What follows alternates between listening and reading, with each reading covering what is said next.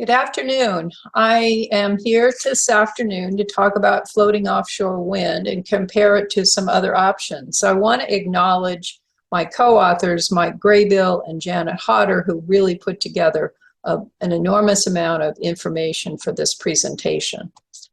The objectives that we have today are really to highlight the BOEM lease call for offshore wind development in Oregon and discuss the proposals and highlight the Oregon response to the call area, and then review quickly the infrastructure that's needed for floating offshore wind and compare it to other vehicles for power generation.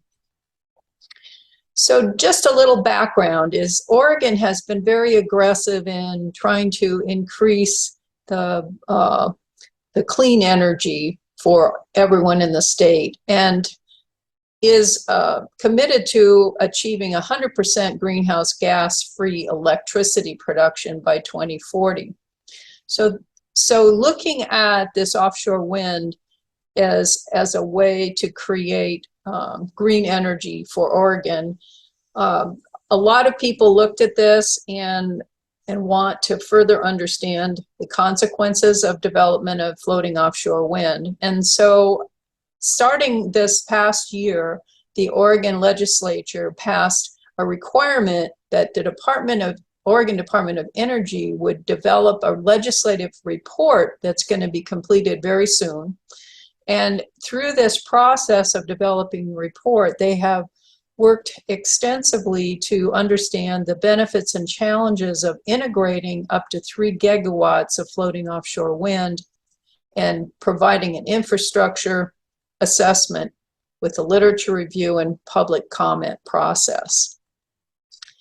Certainly, this particular location of the call areas is in a very productive fishing area in Oregon and is highly used by a number of different targeted fishing operations.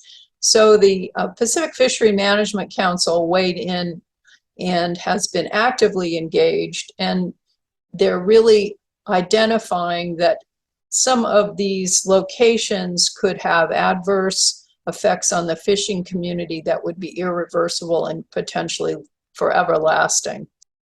So in addition to just the fisheries management group, there are a number of users and industry groups, as well as our national representatives and senators that are concerned about not only the risks, but the process that BOEM is taking to undertake these lease sales. So what does a floating offshore wind farm look like? Here is a schematic of the components of it, which would include the turbines, the offshore substation and onshore substation, and then the cabling that would be used for anchoring, as well as the connections for the electrical cable with the inter-array cabling going to substations and ultimately to land.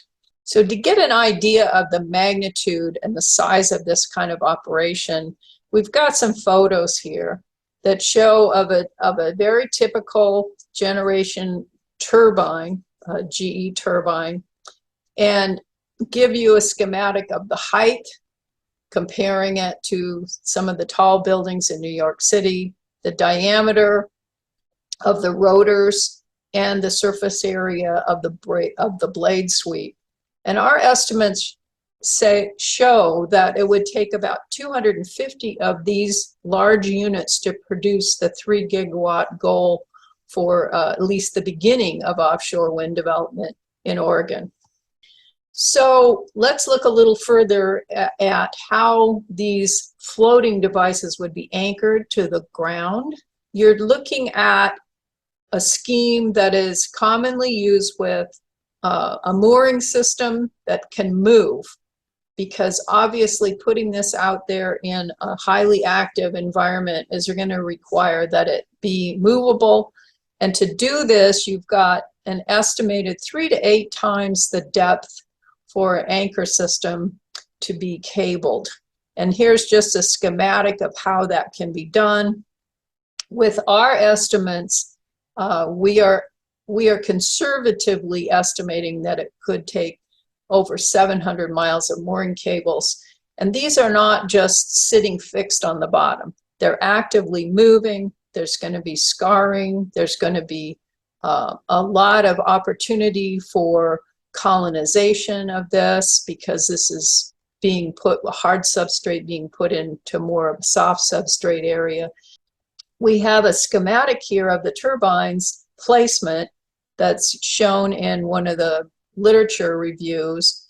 And this is a cable layout for 50 turbines, and it would take 4 of these to service the 3 gigawatt planned infrastructure for offshore wind in Oregon. And we estimate, again, about 350 miles of these cables, and then more would be required if it were in deeper water.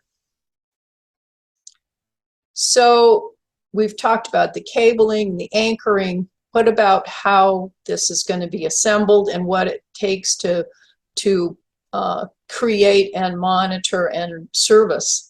So large-scale port development is required. Floating turbines have to be assembled in ports and towed and placed in the mooring locations.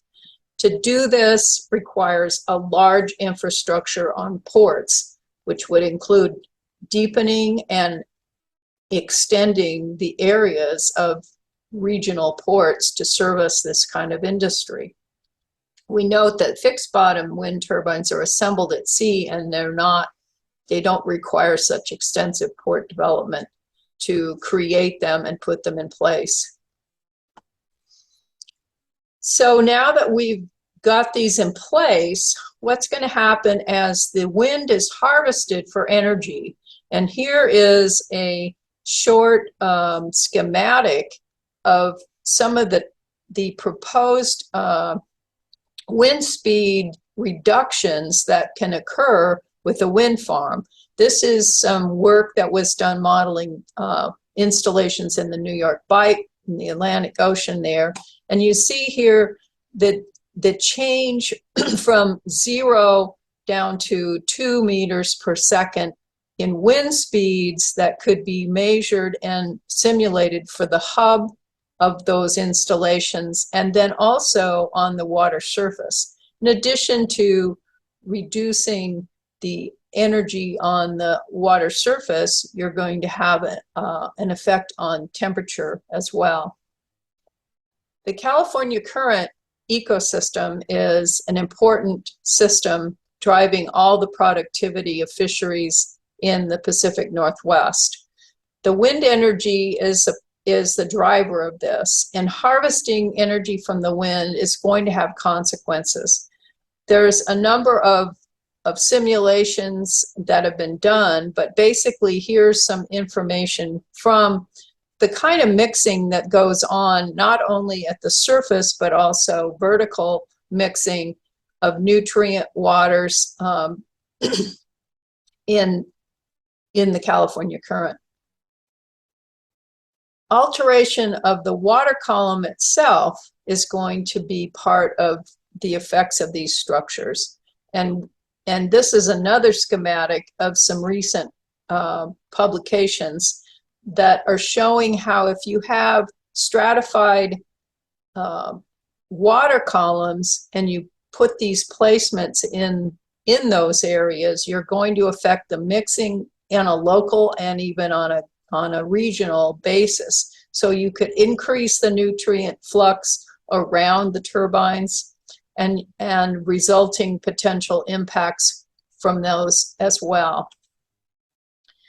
So we've looked at the impacts from the placement of this energy, but we really haven't looked at sort of the total footprinting of what it takes to put these out in the ocean and what it takes in terms of resources and energy to do that.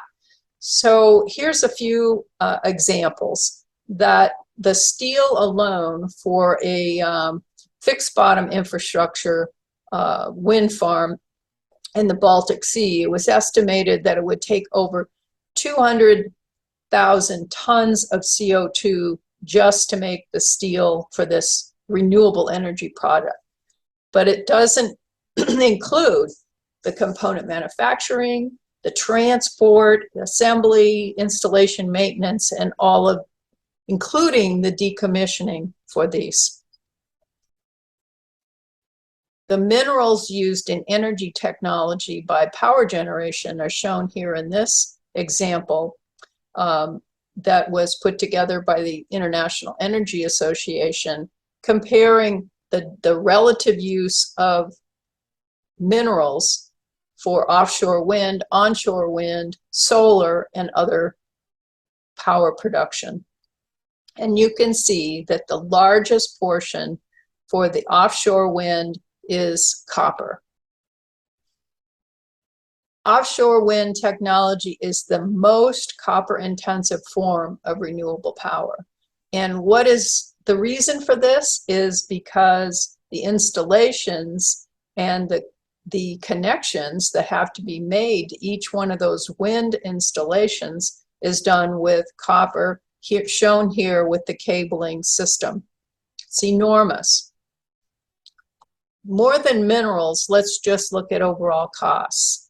So floating offshore wind is compared to fixed bottom and land-based wind with these capital expenses and levelized expense diagrams. And I'd just like to point out that this blue area here on the floating offshore wind shows that almost 40% of the substructure and foundation is relating to this cost of installation versus less than 15% for fixed bottom and highly noticeable for land-based wind. So this mounting and keeping this infrastructure foundation in place is really driving the extensive costs of this.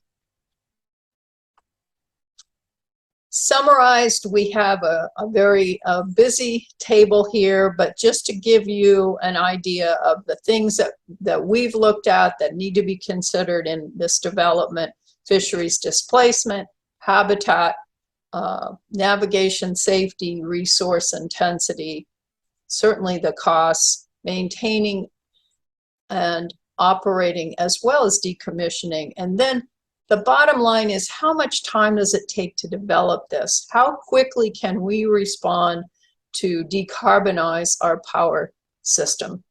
And it's going to take a very long time to initiate and put in place offshore wind development. So what if we were interested in investing in less energy? We know that because of the large players and the capital involved in this offshore wind development, that the energy producers have really no fiscal reason to support using less energy. And their purpose is to produce more, not to decrease demand. So we're suggesting that this maybe needs to be looked at carefully. What about agrivoltaics? If you were changing just 1% of our American farmland to an agrivoltaic production system, you could probably meet 100% of the new renewable energy targets.